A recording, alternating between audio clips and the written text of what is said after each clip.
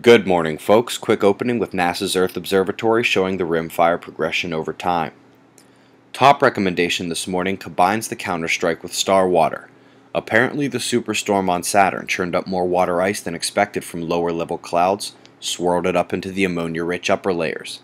But not one word about the unusual timing of the Saturn storm. These are set your watch every 30-year occurrences and they last a few weeks.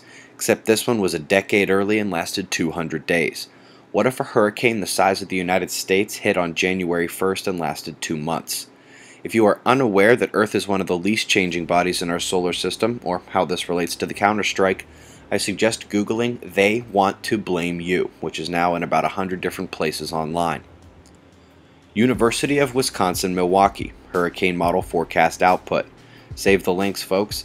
This is where our spaghetti track diagrams come from. Interesting that the developing storm in the eastern Pacific is having a far greater rain effect to the North Shear than is contained in the storm itself. Solar flaring is up slightly, but still no major flares, with all spots exiting the disk.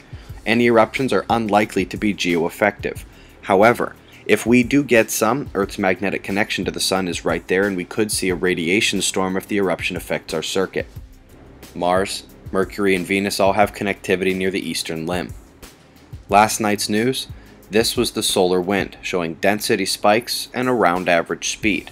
But by this morning, the density has fallen and coronal hole stream speeds have taken over and appear to still be rising slightly. This is not a powerful impact. Remember, that hole was weak according to our ISWA connectivity diagram. It's now exiting the Earth-facing disk, having set its stream at us days ago. As you can see, the northern dark area of focus is another coronal hole facing Earth today. These are moderately powerful coronal holes according to ISWA, and via GONG we see the opening between blue umbral fields. In a late update 3 hours after the evening news, the upward trend described yesterday morning was in effect. Canada had just taken a 6.2 downgraded to 6.0, and aftershocks made me put the West Coast on alert. Within minutes of one of the Canadian aftershocks, Japan took a 6.5, no tsunami reported. And not only do we have Canadian coastline uptick signatures, but the 7.0 location from Alaska days ago has struck twice more. Folks, 50% of the time you see this many significant quakes in one location, you get a massive one in the following week. The watch score globally is at 7 to 8, but with a 50% chance of a 7.5 or higher in the north to northeastern ring of fire. Shots of our star to close. Eyes open. No fear. It's 6:45 a.m. Eastern Time, and that's the news. Be safe, everyone.